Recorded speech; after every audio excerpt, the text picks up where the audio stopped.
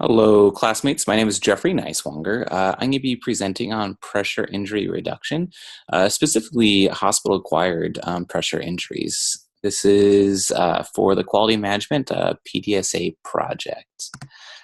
So the identification of the quality concern here is, on the big scheme of things, pressure injuries that are acquired in the hospital are pretty common, unfortunately.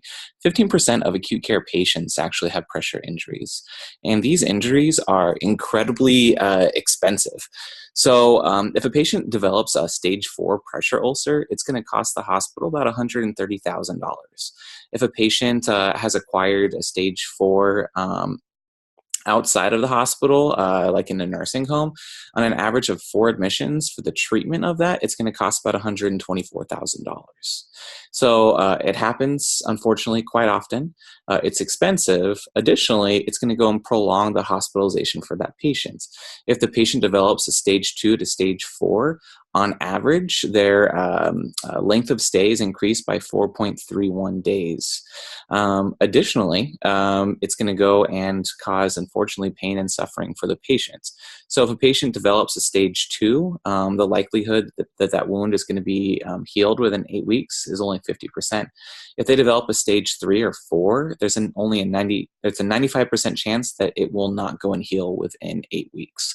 So pressure injuries that are hospital acquired happens more than it should, incredibly expensive, prolongs hospitalization, and unfortunately it causes a lot of pain and suffering for the patients.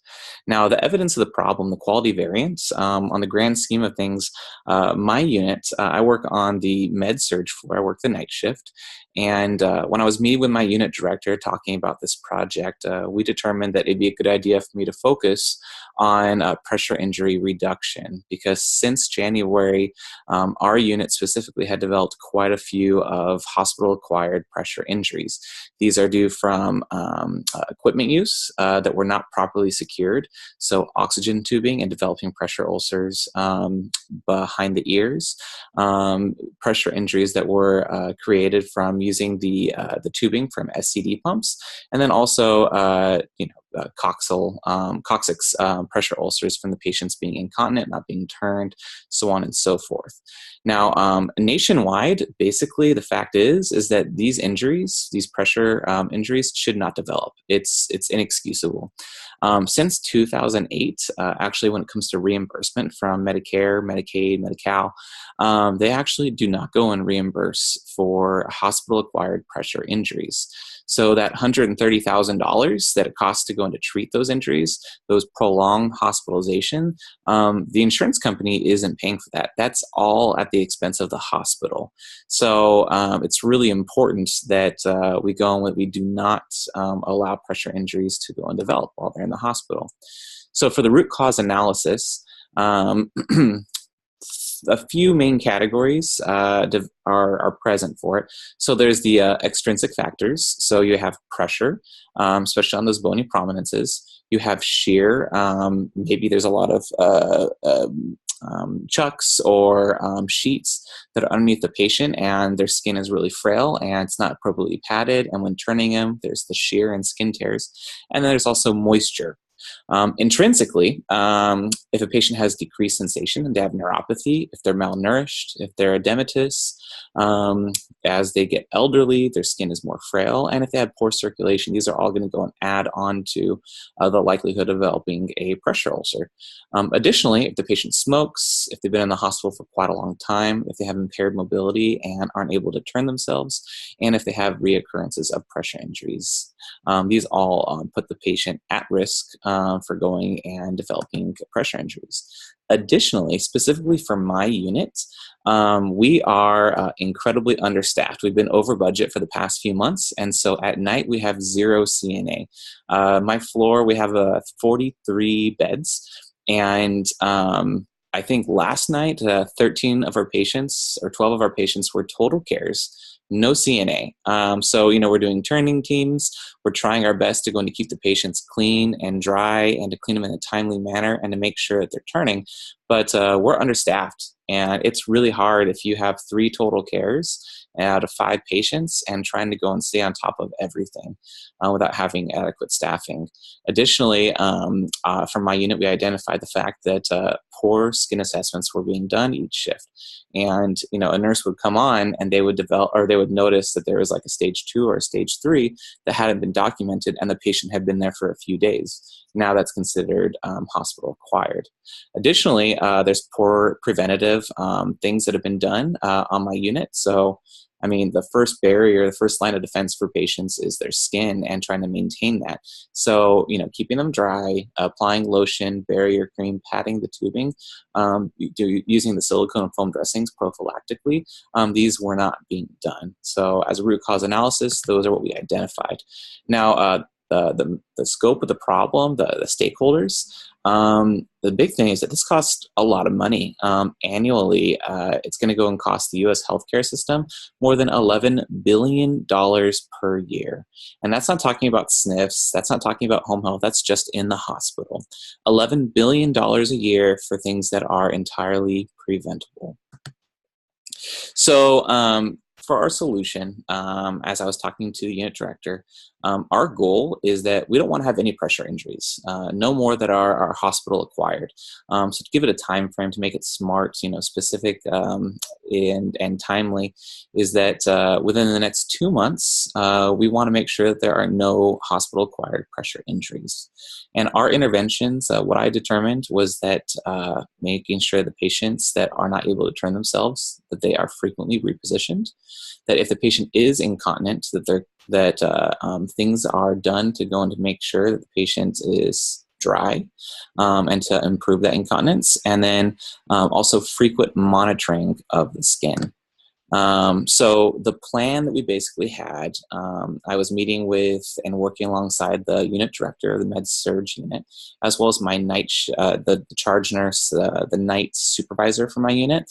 So over the past 2 months, I've been working with them, and we pinpointed specific interventions to go and implement. So I spent a little bit of time creating this flyer. And so for the first 2 weeks of the course, I brought out the flyer pretty quickly, and it basically identified, I'll show it on the next slide, all of the interventions that we were going to do. So we educated the entire staff for the first 2 weeks. Every shift, we have a huddle. So at 6 o'clock in the morning and 6 o'clock at night, we have a huddle with the entire unit. And so for the first 2 weeks, every single one of the huddles, we talked about it. We actually are still talking about it. And we have 12 different flyers that I've posted throughout the unit that talk about the pressure injury reductions, the new protocols, procedures, so on and so forth. So we educated the staff for 2 weeks, and then we put it into practice on July 9th. So we're continuing to talk about them, and what we're going to do is I run the unit-based council, and we meet about every 2 months or so. And so the next unit-based council, we're going to be talking about this, and basically we're going to see if we developed any hospital-acquired pressure injuries. If we didn't, then awesome, our goal has been met. If we did not, and unfortunately if some hospital-acquired pressure injuries did develop, then we're going to take a look at the chart, and we're going to figure out, okay, what happened? Why? What did we not do? Were the nurses following the protocols? Was the patient being turned? Was the patient was tubing padded correctly? So on and so forth. So these are the flyers that I came up with. Some of the main interventions based off of evidence-based practice is that if the patient had a Braden score of less than 18, there had to be a plan of care that said for at-risk impaired skin integrity. I started doing this thing at the night shift. We call it a nook and cranny check, where if the Braden score is less than 18, then you have to have a second nurse assess the skin. Every single night, a second nurse assess the skin for the patient. I know it seems kind of high, but better to have to overdo it than to underdo it. And that had to be documented in our Cerner application. With patients that are unable to turn themselves, we started a new mandatory turn schedule. So I created the flyer that's on the right, and I strategically made it so that they were on their backs during the meal side. And we have a resource nurse. Well, when we're not understaffed, we have a resource nurse. And one of the things that they do is every 2 hours, they round on the floor, and on the rooms that have these turning schedules, they make sure that the patient is on the appropriate side. So they'll grab a CNA, they'll grab a nurse, and they just go and reposition them every 2 hours. Also going and padding the tubing, ensuring that the SCD use is proper SCD use, heel lift boots as needed. Another thing that we did is protecting the skin. So using a condom catheter when appropriate, keeping the patient clean and dry, using barrier cream, using silicone foam dressings, Mepilex, to the coccyx, elbows, bony prominences. I'm pretty proud of this flyer. It looks pretty good, I think, especially compared to some of the ones that we use on my unit. So we rolled these out. We have about 12 of the pressure injury reduction posters or flyers I posted. And then with the turning schedules, I had those laminated, and I made probably about 20, 25 copies of that we're using right now. So the analysis, the evaluation analysis of if these implementations were actually effective, basically, it's pretty simple. In 2 months, if we didn't have any hospital-acquired pressure injuries, then the goal was made. It was met. In the past 7 weeks, 7.5 weeks now, we've had 0 pressure injuries that were hospital-acquired. I'd love to go and take credit for going and implementing this, but the first couple of weeks, I hadn't implemented it yet. So I'm pumped that I feel like it's helping to go and to reduce that, which is costly for our unit. So one of the things is that our hospital, we have 2 wound care nurses, and they round on the patients every single day who are at risk for developing a pressure ulcer. They're made aware by their Braden scores, and what they do is they assess their skin pretty much every day. And then they'll go and they'll check tubing, SCD placement, they'll make sure the patient is clean. Additionally, they go and they will audit the different charts to make sure that the appropriate interventions are being done. So, with us doing our frequent monitoring of the skins, turning the patients with having the other eyes of the wound care nurses as well, looking at the skin, hopefully we'll be able to solve this problem. So it says here that the new guidelines have been in place for the past 5 weeks. That's actually true. Yeah, it has been 5 weeks.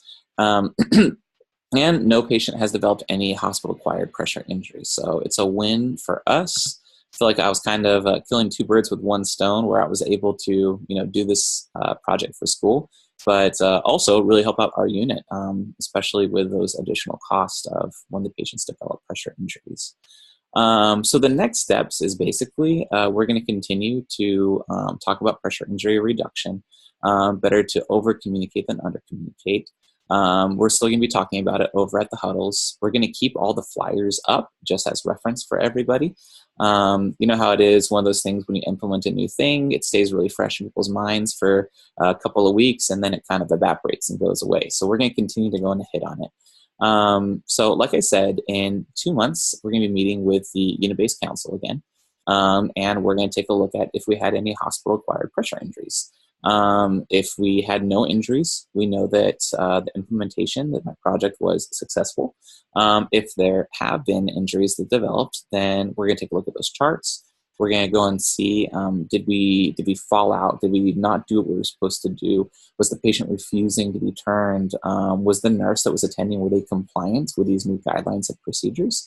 And if we find that there is any fallout, that we made a mistake, there's something that I can do better with this, then we'll modify the program as necessary. But in talking to my unit director and the supervisor at night, and actually the day shift supervisor as well, sounds like it's been working really well at the night, for the night shift. We have really good teamwork there, and everyone's been pretty good about making sure they're assessing skin, been really good about the turning schedules. So I'm really hoping that this will be a successful win for my unit.